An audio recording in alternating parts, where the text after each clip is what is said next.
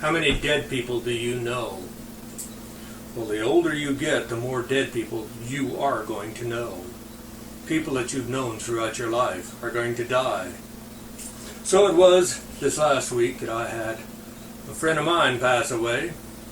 I knew him for decades here in McCook, a radical, perhaps right-wing, for sure, and definitely a gun nut, as he had all kinds of firearms, and a bucket of ammunition that could hold out a small army for a while anyway.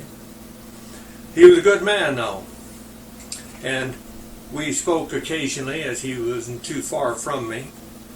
Be that as it may, if you knew nothing else about him, when the city and some of the do-gooders in this town decades back were trying to run me out of business, they wanted to get rid of Mr. Bill. He stood up, got on the radio station on the open forum and said what was going on, and got the public alerted to it, and the public said leave him alone. But it was him that did it. He didn't have to, not a relative, nothing else, and he took the public, possible backlash by protecting me and wanting me to be able to continue my business as Mr. Bill here in this town. If you knew nothing else, that would be enough. But I'll tell you one of the stories he told. He had got drafted and he went to Vietnam. His first day in was just after the Tet Offensive. And so everything was crazy over there. They flew him in to a base, small base up on the side of a mountain. And there, he said, just as he landed, he said they come bringing in two VC, Viet Cong, that they had captured. And because the Americans were not able to or willing to torture them to get the information they needed out of them, they called for some South Vietnamese soldiers to come. So they sent a couple of South Vietnamese up there. And they immediately, when they got there, started beating on those Viet Cong without mercy.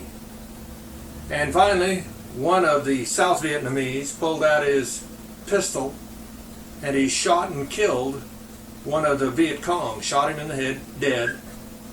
And my friend said it was terrible enough watching the beating, but to watch a man be murdered, as far as he was concerned, he said it was nothing short of shocking and amazing. And he looked to his friends or to people around him, military, U.S. military, and nobody seemed to care one iota. And he said the two men then proceeded to gang up and beat up the other one without mercy. And finally, nothing was working. So they stripped him naked and they raped him. Each of them raped that man.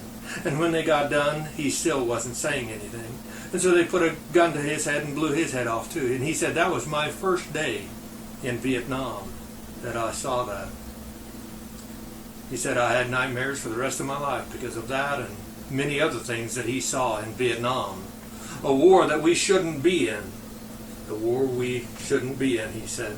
We were there. And he said so much pain and suffering and so much death on all sides. And he said just so a few people at the top could get very, very rich. He was kind of anti-government for the rest of his life because of that. But he was the kind of guy that if you asked help, he was there for you. No excuses, he was there for you. How often do you find that nowadays? Again, do you know dead people? I know plenty of them. But I know he was one of the good ones. And as he spoke up for me in this world, on the other side in Judgment Day, I hope I get a chance to speak up for him if it need be. Thank you for your time.